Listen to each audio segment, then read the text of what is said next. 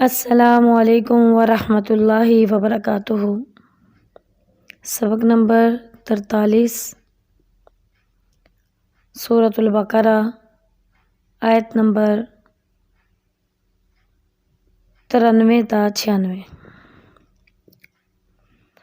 اعوذ باللہ من الشیطان الرجیم،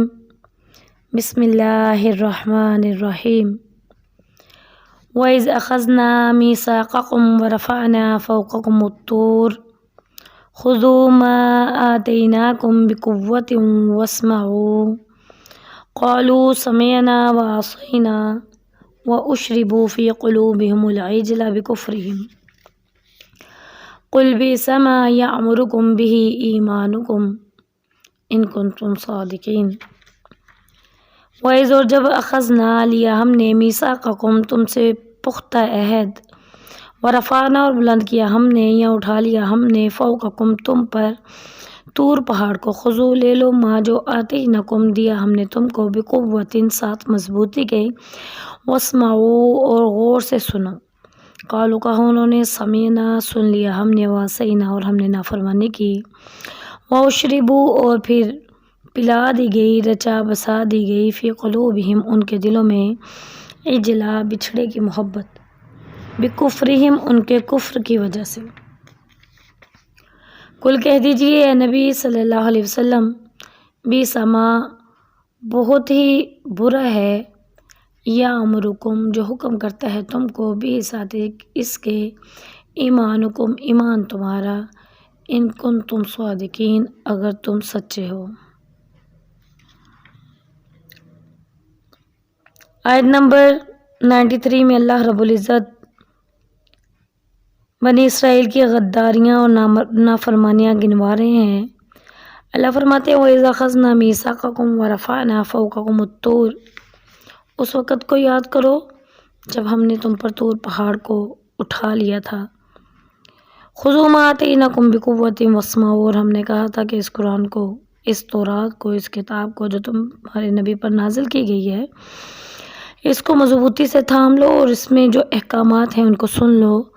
قالوا تو تم لوگوں نے کہا تھا، یہودیوں نے کہا تھا، سمینا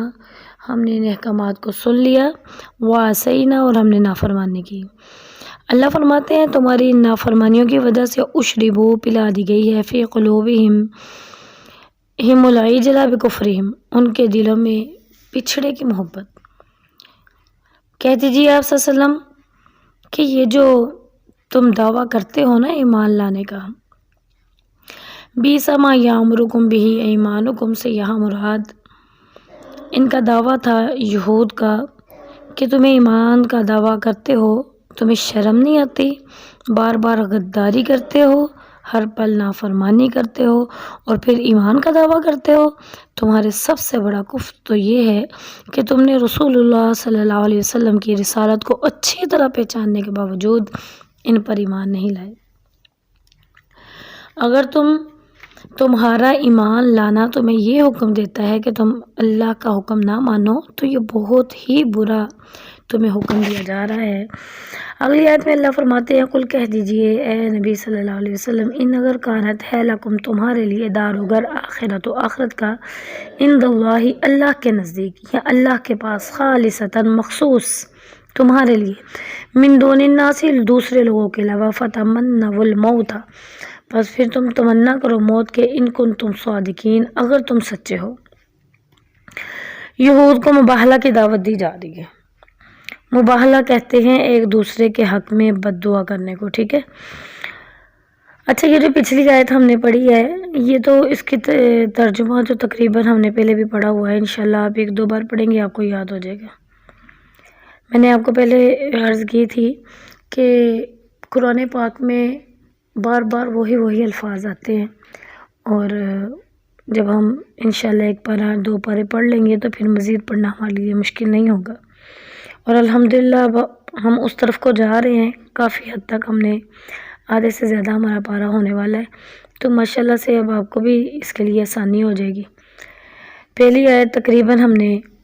کافی حد تک اس کے الفاظ ہمیں یاد ہیں۔ اگلی آیت میں مباہلے کا ذکر کیا گیا ہے، ایک دوسرے کے حق میں بد دعا کرنے کو مباہلہ کہتے ہیں۔ یہودیوں کا خیال تھا کہ ہم اللہ تعالیٰ کے بڑے ہی پیارے ہیں، اللہ کے بیٹے ہیں اور اس کے لاڈلے ہیں، اور ہمارے سوا اللہ کسی کو جنت نہیں دے گا۔ رسول اللہ صلی اللہ علیہ وسلم نے اس بات پر انہیں مباہلہ کی دعوت دی کہ آؤ ہم سب مل کر جھوٹوں کی بربادی کی دعا کی جائے۔ ہوتا کچھ یوں تھا، مباہلہ کا انداز یہ ہوتا ہے کہ جو دونوں فریق ہوتے ہیں جن کا اپنا اپنا جو بھی دعویٰ ہوتا ہے وہ ایک کھلے میدان میں نکل آتے ہیں تو اللہ سے دعا کرتے ہیں، یا اللہ جس کا دعویٰ جھوٹا ہے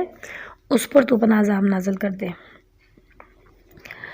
مگر جو یہودی تھے وہ موت سے ڈر گئے اور مباہلہ کے لیے تیار نہ ہوئے۔ سب کے سامنے ان کے جھوٹ کی پول کھل گئی، کیونکہ اگر انہیں اپنے دین کی صداقت کا ذرا بھی یقین ہوتا تو مباہلہ کے لیے دوڑ کر آتے۔ اللہ فرماتے ہیں ان سے کہہ دو کہ اگر تمہارے لیے آخرت کا گھر واقعتاً تمہارے لیے ہی رکھا ہے اللہ نے تو چلو پھر آؤ تم موت کی تمنا کرو۔ اللہ فرماتے ہیں وَلَن ہرگز نہیں یتمنوا، وہ تمنا کریں گے ابداً کبھی بھی، وہ تو اس کی کبھی بھی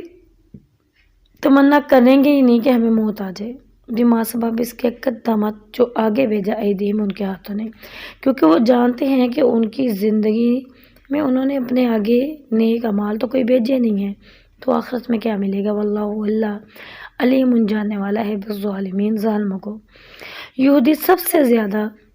زندگی کی خواہش رکھتے ہیں، آرزو مند ہیں کہ ان کی زندگیاں لمبی ہو، کیونکہ انہیں تو رات پر عمل نہ کرنے کی وجہ سے اپنا بدترین حشر معلوم تھا، لہٰذا ان کی دلی آرزو یہی تھی جہاں تک ہو سکے موت سے وہ بچے رہیں۔ یہودی تو مشرکوں سے بھی اور جن کے پاس کوئی کتاب نہیں ان سے بھی زیادہ لمبی آرزو کے منتظر ہیں،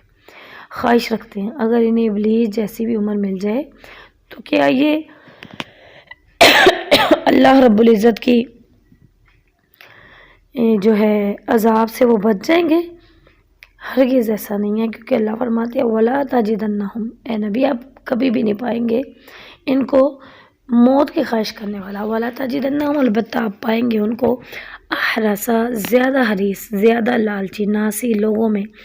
علی حیات، اوپر زندگی کے، وہ لوگوں میں زندہ رہنے کو، تمام لوگوں میں زندہ رہنے کو ترجیح دیں گے۔ وَمِنَ النَّاسِ، وَمِنَ الَّذِينَ، اور وہ لوگ اشرکوا جو مشرک ہیں ان سے بھی زیادہ یہودی چاہتے ہیں کہ ہماری عمر لمبی ہو، مشرکین سے بھی زیادہ یہودیوں کی خواہش ہے۔ یہ ودو، چاہے گا، احدہم، ہر ایک ان میں سے، کاش کہ یعمروا، عمر دے دی جائے اس کو، الف سنہ، 1000 سال، الفا کا مطلب 1000 سنہ سال،